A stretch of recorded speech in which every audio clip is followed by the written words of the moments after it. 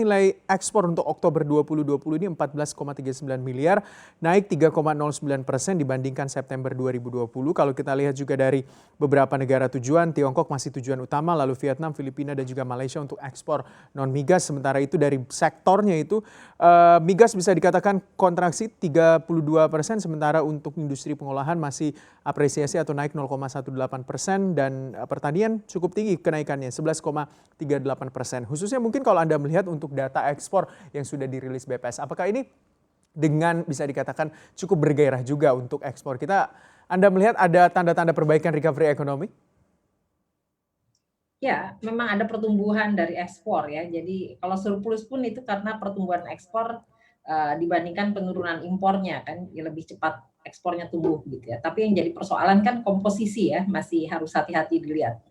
Jadi kalau kita dengarkan tadi dengan hati-hati, ternyata memang peranan dari sektor industri pengolahan besar, tetapi lihat itu basisnya juga nanti akan pertanian dan masih tambang gitu ya. Jadi ini yang hati-hati harus dilihat, dan juga komposisi dari antar negara. Jadi tadi kita Tiongkok adalah yang terbesar pasar ekspor kita, dan kalau kita lihat trennya memang ada kenaikan, tetapi kita tetap masih defisit itu dengan neracanya dengan eh, Tiongkok ya cukup besar. Ya, jadi itu yang harus hati-hati dilihat.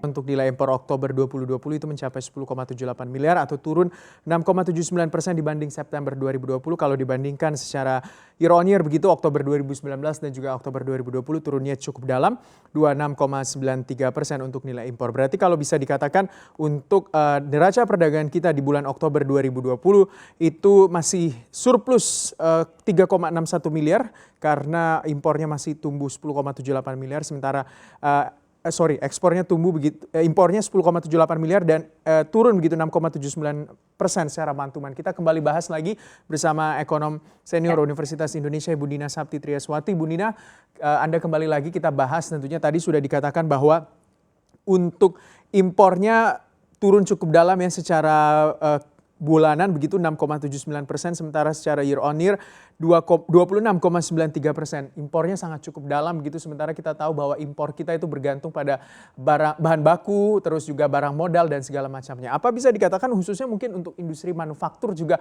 masih sangat tertekan di dalam negeri ketika melihat nilai impor juga sangat tertekan?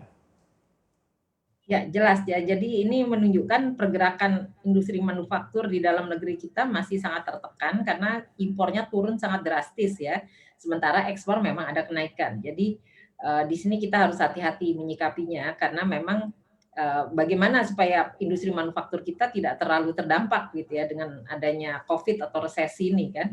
Karena kalau ini kita biarkan kan berarti kapasitas kita di masa depan yang akan turun gitu ya. Jadi harus hati-hati sekali melihat penurunan impor untuk bahan baku penolong ya, dan untuk barang modal. Ya, ini akan menjadi beban untuk di kemudian hari menaikkan kapasitas produksi sebetulnya.